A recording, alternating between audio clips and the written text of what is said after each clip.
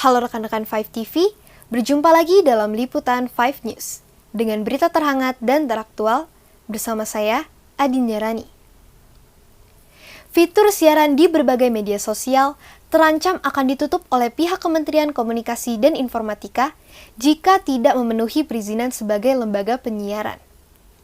Gugatan uji materi yang diajukan oleh 2 stasiun televisi Indonesia dilakukan agar layanan siaran melalui internet juga diatur dalam Undang-Undang Penyiaran. Berikut berita selengkapnya.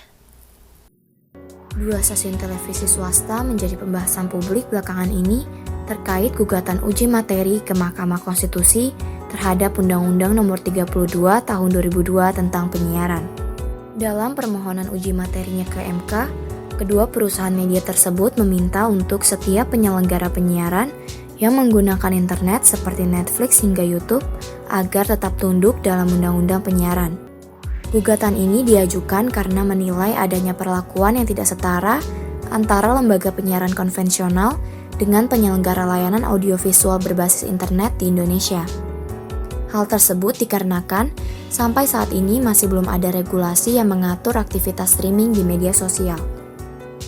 Lalu, apabila permohonan ini disetujui, masyarakat tidak lagi bebas memanfaatkan fitur siaran dalam media sosial karena terbatasi hanya lembaga penyiaran yang berizin. Atas kondisi ini pun, banyak pihak yang tidak setuju dan menilai bahwa gugatan ini tidak tepat, karena internet dan penyiaran adalah 2 hal yang berbeda, baik itu dalam bentuk peraturannya maupun jenis penyiarannya. Jelas tidak setuju.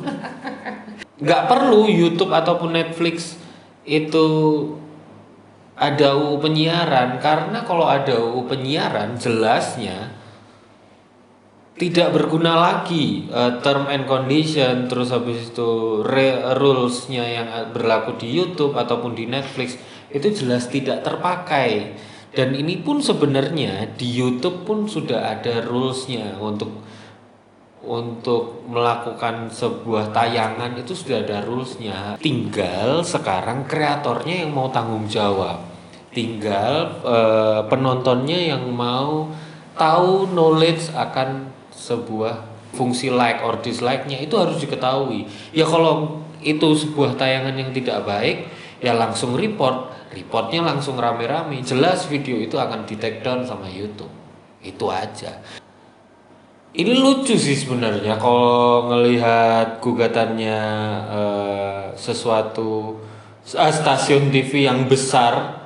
Ini kan sepertinya sudah terganggu terhadap kreator dan juga media-media kreatif yang ada sekarang. Ini sudah terganggu karena apa?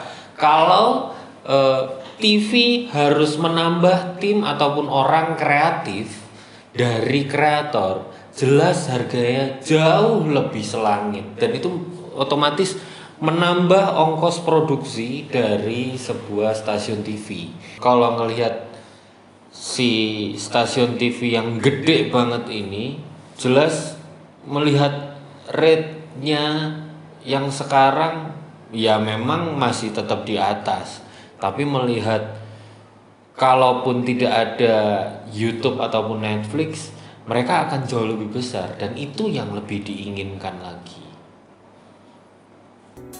Sementara itu, Dirjen Penyelenggaraan Pos dan Informatika Kominfo, Ahmad M. Ramli mengatakan, jika gugatan ini dikabulkan, maka hal tersebut akan memiliki implikasi yang sangat besar dan dapat menimbulkan ketidakpastian hukum baik dalam industri penyiaran maupun tatanan kehidupan masyarakat. Hal ini mengingat perluasan definisi penyiaran akan mengklasifikasikan kegiatan seperti Instagram TV, Instagram Live, YouTube Live, dan konten audiovisual lain dalam media sosial diharuskan menjadi lembaga penyiaran yang wajib berizin. Jadi kalau ngelihat ini, kalau disetujui jelas hampir banyak kreator akan melakukan yang namanya gerakan-gerakan sesama kreator yang lainnya. Nah, jelas ini akan muncul yang namanya gerakan-gerakan dari masyarakat dan juga para kreator atau penggiat dari media digital ataupun kreatif yang lainnya. Jelas akan menjadi sesuatu yang ramai dan ini lumayan jadi konten.